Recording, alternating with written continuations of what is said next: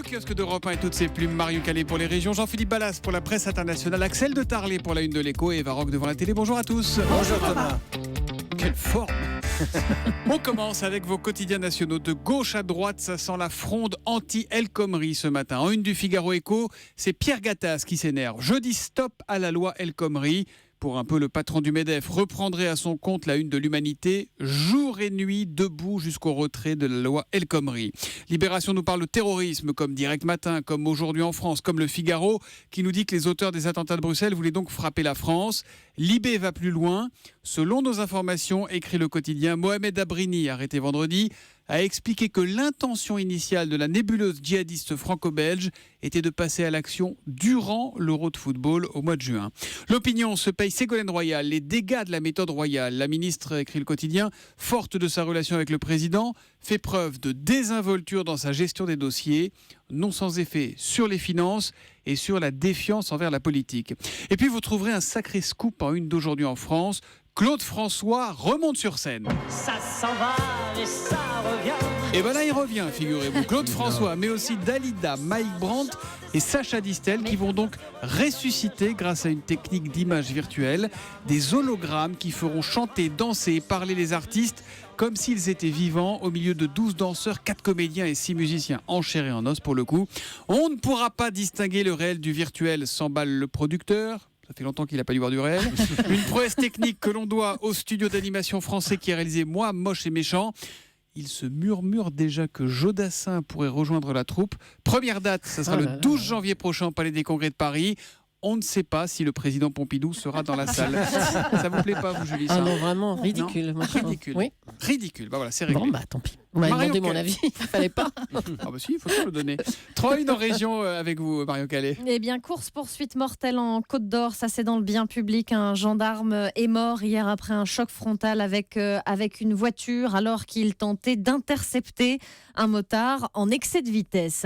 Le contre-pied du Télégramme sur les prêts immobiliers, on part souvent de la faiblesse des taux, mais de son côté, le journal breton s'intéresse aux saisies liées aux incidents dans le remboursement d'emprunts. Ces saisies ont explosé en Bretagne ces dernières années à cause, dit le journal, d'une récente modification de la loi. Et puis des poules à l'école, c'est dans la République du Centre. Il y avait des chèvres au Vélodromier, là, il y a des poules à l'école ce matin. Plusieurs établissements d'Orléans pourraient en accueillir dès la rentrée prochaine. Une expérimentation est déjà en cours dans un établissement pour, je cite, pacifier les cours d'école et responsabiliser les enfants. Bonne idée. L'histoire du jour, c'est un portrait, Marion, celui dans Ouest France, d'un jeune homme présenté comme très influent. Alors, petite question autour de la table. Votre CV à l'âge de 26 ans, il ressemblait à quoi? Il était long comment? Une page? Ça 2 dépend de la pages taille des caractères. En caractère normal. Voilà, généralement une page, voilà, c'est ça. Parce que le sien, à Juan Branco, celui à qui Ouest France s'intéresse ce matin, eh bien, il fait 6 pages. Il a 26 ans. Le garçon a été assistant du procureur de la Cour pénale internationale, conseiller d'Aurélie Filippetti pendant la campagne de François Hollande, conseiller de Laurent Fabius au Quai d'Orsay, enseignant à l'université de Yale, la prestigieuse université, à 26 ans. Et aujourd'hui, attendez, c'est pas fini. Aujourd'hui, il est à la fois conseiller juridique de Julian Assange, qu'il rencontre une fois par mois à l'ambassade d'Équateur à Londres, et puis il est aussi chercheur au Max Planck, l'équivalent allemand du CNRS. Rien que ça, et oui, on écarquille les yeux. J'ai dû beaucoup travailler, confie-t-il à Ouest France, on l'imagine. Je voulais comprendre le monde qui m'entourait, dit le garçon dont les parents portugais et espagnols ont dû tout construire à leur arrivée en France. Et Juan d'assurer que vivre tout ça très jeune, ça donne une certaine force. On se dit finalement, explique-t-il, que ce monde n'est pas si intimidant que ça. Voilà, portrait surprenant et découvert d'une personnalité rare, c'est dans Ouest France ce matin.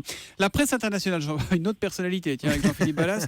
Ça y est, Donald Trump a été élu aux États-Unis et il met son programme à exécution. Oui, c'est l'idée plutôt gonflée du Boston Globe, le journal qui fait une vraie fausse première page, qui fait comme si Donald Trump était arrivé à la Maison-Blanche. Alors la photo de une le montre en plein discours, devant la bannière étoilée, avec cette légende, le président s'adresse à la nation. Alors en regardant la date de plus près, on s'aperçoit qu'il est écrit avril 2017 et non 2016, une première page d'anticipation donc en quelque sorte, ou plutôt même un scénario catastrophe pour le Boston Globe. Sur sa fausse une, il prend au pied de la lettre les propositions de Trump. Résultat, c'est écrit en gros, les expulsions vont commencer, titre le journal. Référence aux millions de travailleurs illégaux sur le sol américain, un travail de titan, soit dit en passant, avec la mise en place, nous dit le journal, d'une force spéciale d'expulsion massive. Bref, pour le Boston Globe. Il est temps que le Parti républicain trouve un autre candidat, une alternative honorable, parce que si Trump menait une telle campagne dans un autre pays, eh bien la diplomatie américaine le condamnerait probablement, estime le quotidien, qui a donc décidé de marquer les esprits et de frapper fort. Alors cette première page est énormément relayée et commentée ces dernières heures aux États-Unis. Je ne suis pas sûr qu'elle perturbe en tout cas les supporters de Donald Trump. Ce serait même plutôt un traitement de faveur qui les confirme dans l'idée que décidément il est le candidat anti-système. Voilà, donc il y a quelques primaires importantes qui arrivent encore à New York notamment. Semble-t-il, oui. Dans quelques jours. Axel de Tarlet. Alors là voilà un sujet qui va vous diviser, chers amis, chers ex-amis du kiosque. Et si l'on supprimait les factures papier, c'est d'aujourd'hui en France. Exactement, parce que c'est la tendance du moment. Vous savez, par exemple, pour tout ce qui est télécom, maintenant, vous n'avez plus de facture papier. À 90%, on vous envoie un mail. Ouais. Et puis, ça arrive dans le gaz. Alors, pour l'instant, les factures de gaz sont encore dématérialisées. Ça n'est que 43%. Dans l'eau, 29%. Mais c'est la tendance. Alors, il y a les pour et il y a les contre. En fait, les sondages. Qui est pour la dématérialisation pour. Alors, ah, bah voilà. C'est les filles qui sont et pour. qui veut du papier à l'ancienne? Ah, moi, du papier à l'ancienne. Bah, voilà. Aussi. Bon, Axel, alors, il a une phobie administrative, il ne paye pas les factures. Non, mais justement, l'avantage je trouve, alors, une parenthèse, je trouve que sur Internet, c'est un cauchemar de tout remplir les factures. Mais vous dites tout mon papier à l'avance. Allez, vas-y, Axel. Alors, j'y vais. Alors, ça, c'est un point négatif du papier en ligne. C'est qu'il faut souvent des codes et du coup, on ne l'ouvre pas. Et du coup, on ne sait plus. Du coup, les opérateurs peuvent vous mettre en douce des factures, augmenter la facture, parce que vous ne voyez pas ce qu'il y a dedans. Alors qu'une bonne vieille facture papier, vous dites quoi ? Tenue de frais 15 €, et là vous appelez votre banquier furieux. Donc deuxième problème des factures en ligne, c'est que vous n'avez plus de justificatif de domicile. Ah oui, ça c'est la tannée, ça. Ça s'appelle une impression. Oui, vous avez une imprimante chez vous. Et puis attention, parce que quand c'est en ligne, ça ne marche que s'il y a un code barre sécurisé, etc. Alors qu'une bonne vieille facture papier, pour refaire votre passeport. Je suis d'accord avec vous, Axel. Bon, alors maintenant, quels sont les avantages de la facture en ligne? C'est que quand vous partez en vacances, vos factures vous suivent, comme ça vous pouvez les régler. Ça vous évite quand vous revenez de vacances d'avoir facture l'impayé et le truc majoré. Quoi, vous partez 6 mois au bout de 3 semaines, on peut payer ses factures. C'est cité. En fait, c'est une étude Ipsos pour Berwick Point et c'est cité dans les problèmes de la facture en ligne, dans les avantages. Voilà. L'autre avantage de la facture en ligne. Vacances avec Axel. Tu fais quoi? Tu viens à la plage, chérie? Non, je vais payer les factures cet après-midi. J'ai ma facture qui arrive sur Internet.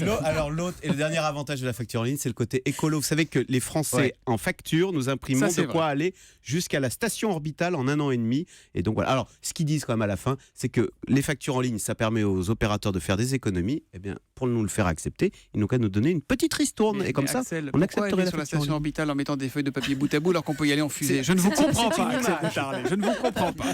À la télé ce soir, enfin en fin d'après-midi, 17h30, 20h50, sur numéro 23, ça s'appelle Face Off. Alors, je vais vous faire écouter les premières secondes de ce programme et vous allez me deviner de quoi il s'agit. J'adore vraiment ce que tu as fait. Moi, je trouve ça formidable. C'est sublime. Tu peux être très fier de toi. Merci, ça me touche. Est-ce que vous avez compris? C'est encore un talent show. Exactement, Julie. C'est encore un concours. Voilà. C'est encore un concours aux allures de télé-réalité, mais alors plutôt original. Essayez d'imaginer le top chef des maquilleurs.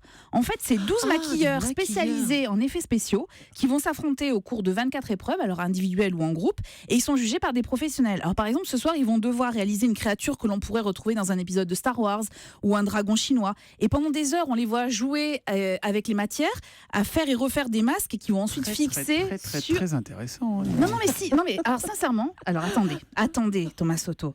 Ils vont ensuite les mettre sur des cobayes, sur des personnes qui servent de cobayes. Par exemple, ce soir, une des personnes doit réaliser un masque pour un personnage. Elle doit placer des stalactites sur le visage. Écoutez comment elle fait. Je décide de fixer des bouts de ficelle à une plaque et de faire couler dessus de la colle chaude pour créer mes stalactites. Effectivement, comme ça marche plutôt bien. La colle reste translucide tout en prenant la forme que je recherche, celle d'une goutte qui tombe. C'est un peu les MacGyver du maquillage, vous voyez. Sincèrement, c'est rythmé et surtout c'est bluffant. Alors même si certains maquillages sont ratés, mais totalement ratés, et c'est pour ça que c'est marrant aussi. Et c'est un concours qui existe depuis 2011 et qui a donné des idées à Catherine Barma, la productrice entre autres d'On n'est pas couché, qui travaille depuis plusieurs semaines à l'adaptation française. Et l'émission devrait être diffusée à la rentrée sur France 2. Et Thomas, surtout, n'oubliez pas. This is Face Off.